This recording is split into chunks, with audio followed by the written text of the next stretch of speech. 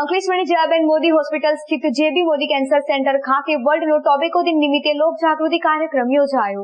World no tobacco દિન નિમિત્તે ભરૂચ જિલ્લામાં વિવિધ કાર્યક્રમો યોજાયા હતા, જેના ભાગરૂપે જયાબેન મોદી હોસ્પિટલ સંચાલિત જેબી મોદી કેન્સર સેન્ટર ખાતે જનજાગૃતિ કાર્યક્રમ યોજાયો હતો, જેમાં તમાકુના સેવનથી કેન્સર થનાર દર્દીઓએ તેમનો અભિપ્રાય આપ્યો હતો, જ્યારે doctor Tejas Bandya, doctor Divyesh Pathak, doctor Priyansh Jain સહિતના તબીબોએ તમાકુથી દૂર રહેવા સહિત જનજાગૃતિ માટે માર્ગદર્શન પૂરું પાડ્યું હતું। તો વર્લ્ડ નો ટોબેકો દિન નિમિત્તે શપથ પણ લેવડાવવામાં આવ્યા હતા। આજે વર્લ્ડ નો ટોબેકો ડે છે 31 મેના દિવસે।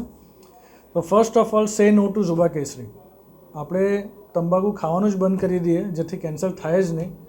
અગર થાય છે તો આપણી પાસે અહીંયા બધી જ અત્યાધુનિક ફેસિલિટીઝ અવેલેબલ છે, જેના દ્વારા આપણે cancer surgery, chemotherapy, even radiation therapy બધું જ કરી શકીએ છીએ। અહીંયા hundreds of successful cancer surgeries થઈ છે, thousands of chemotherapy, hundreds of radiation therapy already થઈ ચૂકી છે।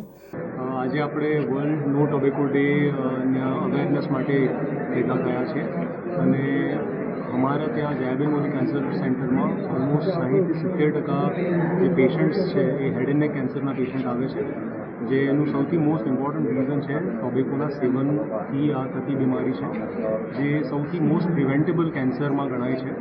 સો આજના દિવસમાં હું એ જ જાહેર જનતાને જણાવવા માગીશ કે આપણે ટોબેકોનું સેવન અટકાવીને આ જે સૌથી મોસ્ટ પ્રિવેન્ટેબલ કેન્સર છે એને અટકાવી શકીએ છીએ। તમારી નજીકમાં જેને પણ આવી કેન્સરના લક્ષણને લીધે કેન્સરના લક્ષણ કોઈ પણ પેશન્ટમાં દેખાય તો તમે આવીને આ સેન્ટરના મુલાકાત લઈને ટ્રીટમેન્ટ લઈ શકો છો।